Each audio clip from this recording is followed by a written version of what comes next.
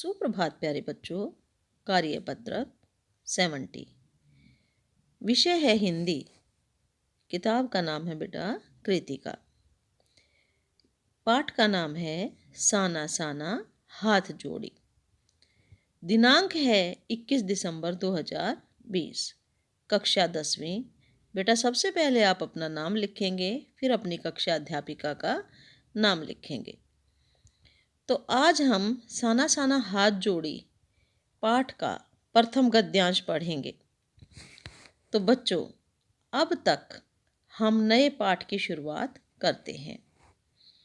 इस पाठ का नाम है साना साना हाथ जोड़ी। यह पाठ एक साहित्यिक विधा, यानी विधा मतलब होता है बेटा प्रकार, यात्रा वृतांत है। क्या है ये? यात्रा वृतांत। किसी स्थान की यात्रा करना, यात्रा के दौरान पहुंचने का साधन, उस स्थान की भौगोलिक स्थिति, सामाजिक, आर्थिक और सांस्कृतिक परिवेश का साहित्यिक रूप में वर्णन करना ही क्या कहलाता है? यात्रा वृतांत कहलाता है। आप भी कई स्थानों की यात्रा करते होंगे और वहाँ की स्थितियों से परिचित होते होंगे। अगर आप उसे लिखें तो वह यात्रा वृतांत कहलाएगा।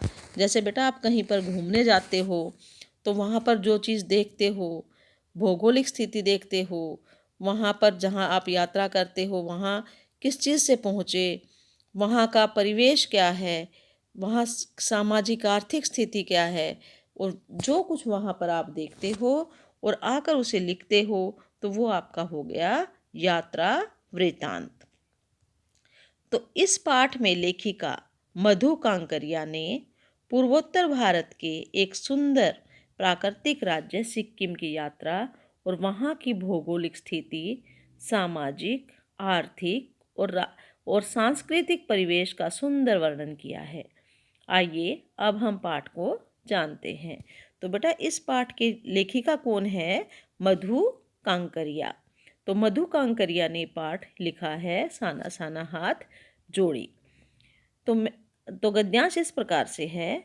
मैंने हैरान होकर देखा जैसे उल्टा पड़ा था और सारे तारे बिखर कर नीचे टिमटिमा रहे थे।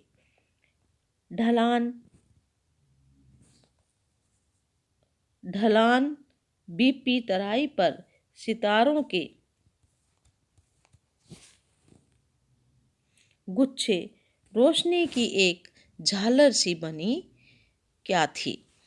वह रात में जगमगाता गंगटोक शहर का इतिहास और वर्तमान के संधि स्थल पर खड़ा मेहनत कर एक ऐसा शहर था जिसका सब कुछ सुंदर था कि जहाँ पर हमारी लेखिका घूमने गई थी वहाँ पर उन्होंने क्या महसूस किया, कैसा महसूस किया कि आसमान जो है उल्टा पड़ा हुआ है और उसमें तारे बिखरे हुए हैं और टिमटिमा रहे हैं, कि वो जो दृश्य था लेखिका को बहुत ही प्यारा लगा।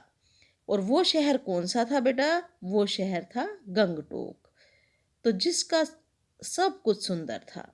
सुबह, शाम, रात, रहस्यमय सितारों भरी रात में सम्मोहन जगा रही थी, यानी सबको मोहित कर रही थी।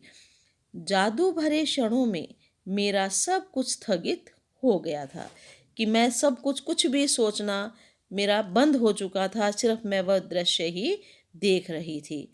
अर्थहीन था कि मैं कुछ भी सोचती तो उसका मुझे कुछ एहसास नहीं था। मेरी चेतना, मेरा आसपास, मेरे भीतर बाहर सिर्फ शून्य था और थी अतीन्द्रियता में डूबी रोशनी की वह जादुई झालर, कि मैं आगे पीछे का कुछ नहीं सोच पा रही थी, केवल उसी दृश्य में मैं लीन हो गई थी। धीरे धीरे एक उदास उस शून्य से फूटने लगा, कि जब धीरे धीरे जैसे उदास थे, चुपचाप थे, तो एक आवाज़ आई। आवाज़ क्या सुनी बेटा उन्होंने? एक प्रार्थना होठों को छूने लगी, कि एक प्रार्थना उनके कानों में आई। जो प्रार्थना की पहली पंक्ति थी, साना साना हाथ जोड़ी गर्दहु प्रार्थना, हमरो जीवन तिमो कौशेली छोटे छोटे हाथ जोड़कर प्रार्थना कर रही हूँ कि मेरा सारा जीवन अच्छाइयों को समर्पित हो। कि इसका अर्थ क्या है, जो उनकी भाषा में ये साना साना हाथ जोड़ी प्रार्थना थी, उसका अर्थ है छोटे छोटे हाथ जोड़कर प्रार्थना कर रही हूँ कि मेरा सारा जीवन अच्छाइयों को समर्पित हो। आज सुबह की प्रार्थना के ये बोल मैंने एक नेपाली युवती से सीखे। कि जो ये मैं वर्णन कर रही हूँ हिंदी में, ये मैंने किससे सीखा? ये नेपाली युवती से उसकी व्याख्या सुनी और मैंने यहाँ पर लिख दी। तो बेटा ये आपका गद्यांश था। अब इसके कुछ प्रश्नोत्तर हैं, तो प्रश्नोत्तर आपको कॉपी में लिखने हैं और इनको याद भी करना है। पहला प्रश्न है, यात्रा वृतांत किसे कहा गया है और इसमें किस बात का वर्णन किया जाता है? तो उत्तर है आपका, किसी स्थान की यात्रा के दौरान हुए अनुभवों को लिखना या वर्णन करना यात्रा वृतांत कहलाता है। यात्रा वृतांत के दौरान पहुंचने के साधन, वहाँ की भौगोलिक स्थिति, सामाजिक, आर्थिक तथा सांस्कृतिक परिवेश इत्यादि का वर्णन किया जाता है। तो ये आपका है यात्रा वृतांत।